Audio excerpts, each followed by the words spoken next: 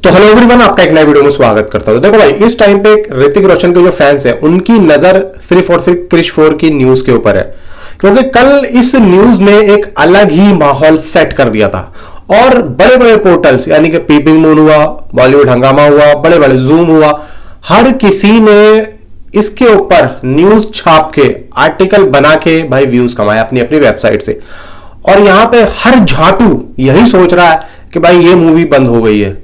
कल मैंने इसके बारे में आप लोगों को बताया था, लेकिन मैंने जो आप लोगों को बोला कि ये जो अपडेट आ रही है इन वेबसाइट्स की तरफ से आ रही है, और जो पिंक विला है उसने यहां पे जो न्यूज दी है उसने दी है बॉलीवुड हंगामा यूं कह रहा है, पेपिंग यूं कह रहा है। और कल जो यहाँ पे हिमेश मंकड़ यानी कि पिंक विला की तरफ से हिमेश मंकड़ जो है उन्होंने एक ट्वीट किया था, और वो क्या ट्वीट था वो भी आप लोगों को बताता हूं। तो ये जितने भी मूवी को लेके जो नेगेटिविटी हो रही है, जो झाटू जो फालतू की बातें कर रहे हैं ना, तो ये सब पता है क्यों कर रहे हैं। मैं आप लोगों को एक सच्चाई बताता हूं, और ये सच्चाई एक ऐसी सच्चाई है, कड़वी सच्चाई है, खासतौर से बॉलीवुड के लिए कड़वी सच्चाई है। अब वो कैसे, देखो आज के टाइम पे साउथ से 2-3 एक्टर्स यानी कि डार्लिंग प्रभास होगा, अल्लू अर्जुन होगा और जूनियर एनटीआर होगा, ठीक है, तो ये लोग उठ गए हैं, ठीक है, और हिंदी में उनका अच्छा खासा नाम हो गया है, ठीक है। अब बॉलीवुड में भाई देखो शाहरुख खान है, सलमान खान है और आमिर खान है, तो ये सब है। बाकी अभी भाई विक्की कौशल और रणबीर कपूर भी उठ रहे हैं। तो जब ये लोग नहीं थे, यानी कि कौन, रणबीर कपूर नहीं थे इतने ज्यादा, विक्की कौशल नहीं थे, ठीक है, बॉलीवुड में कौन था भाई, शाहरुख, सलमान, आमिर, ऋतिक रोशन, अजय देवगन और अक्षय कुमार, ठीक है, थोड़ा संजय साहब थे, ठीक है, ये चारों पांचों तो थे ही। और सबसे बड़ा नाम क्या था बॉलीवुड का, और साउथ से कोई भी इतना ज्यादा पॉपुलर नहीं था, कोई भी नहीं था।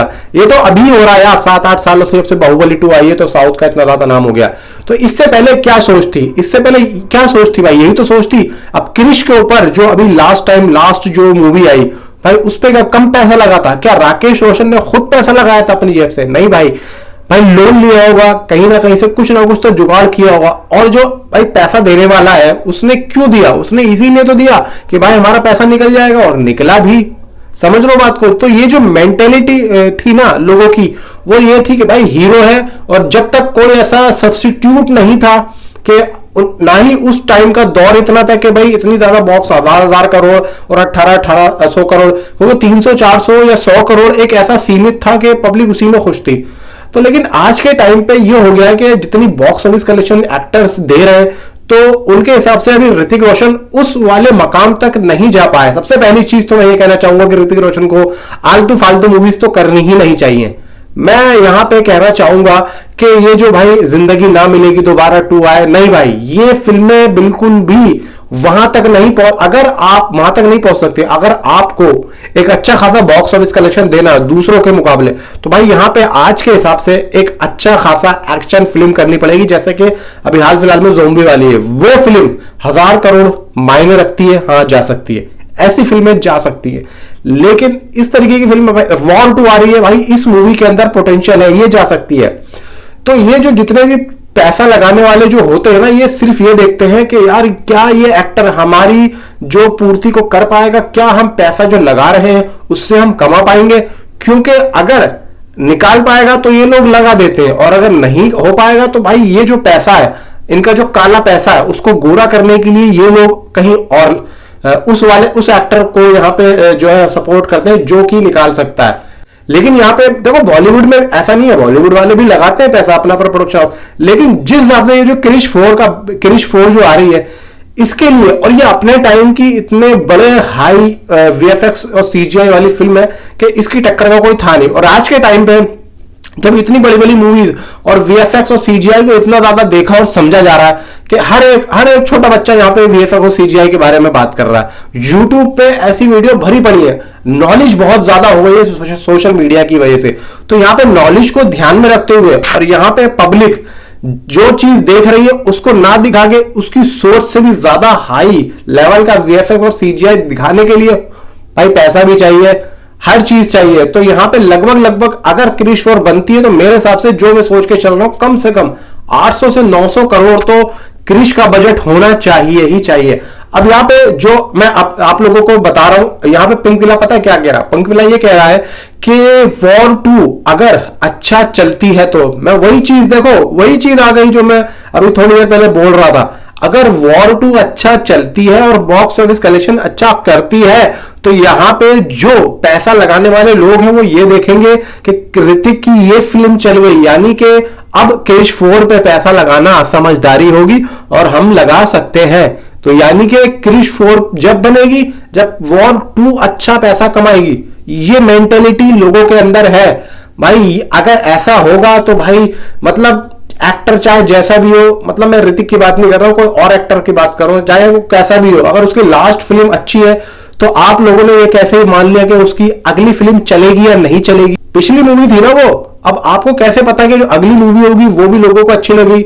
मैं एक मेंटेलिटी के तौर पे बात कर रहा हूं, मैं ये नहीं कह रहा हूं कि क्रिश 4 नहीं चलेगी या फिर वॉर 2 नहीं चलेगी, मैं उनकी सोच पे बात कर रहा हूं। भाई देखो यहाँ पे अगर किसी के साथ काम करना है तो करना है, नहीं करना है तो नहीं करना। तो ये बात नहीं करनी है, ये पिंक विला में जो बोली है ये बात बोली है किसी और मीडिया पोर्टल ने, तो उन्होंने उस बात को आग्रह किया है कि ऐसा वो कह रहा है, मैं ये नहीं कह रहा हूं कि पिंक विला कह रहा। तो मैं यही चीज को समझाना चाह रहा हूं कि जितने भी झाटू आके कुछ भी यहाँ पे लिख के जाते हैं और ऐसा हो गया, भाई वो ऋतिक रोशन है। अगर वो एक अपने ही जोनर में काम करे ना तो आप लोग सोच नहीं सकते हो कि वो कहां तक जा सकते हैं। ये तो यारी दोस्ती में फाइट में भाई, फाइटर देखो यार, फाइटर बताओ कहां से एक कम आपको लगी, बताओ मुझे भाई। जिस दिन वो ओटीटी पर रिलीज हुई तो पता है लोगों ने मुझसे क्या कहा था? मुझसे ये कहा था कि भाई फाइटर को हमने बड़े पर्दे पे क्यों नहीं देखा। और जब फाइटर बड़े पर्दे पे लगी हुई थी तो मैं चीख चीख के कह रहा था कि भाई जाके फाइटर को देखो। और मैं यही बोल रहा था कि जिस दिन ये ओटीटी पे आ गई ना उस दिन परेशान हो जाओगे कि यार हमें ये मूवी नहीं मिल रही है थिएटर में। और वही चीज हुई, फाइटर अच्छी फिल्म थी, नहीं चली, ये देखो। और अगर यहां से अगर कोई और ऐसा कोई एक्टर निकाल लेते तो भाई वो क्या फिल्म है, ये है वो है, मजा आ गया। तो ये सब चीजें देखो एक वक्त होता है, ये कोविड के बाद में जो एक वक्त आया ना वो अभी तक सुधरा नहीं है और उसको टाइम लगेगा।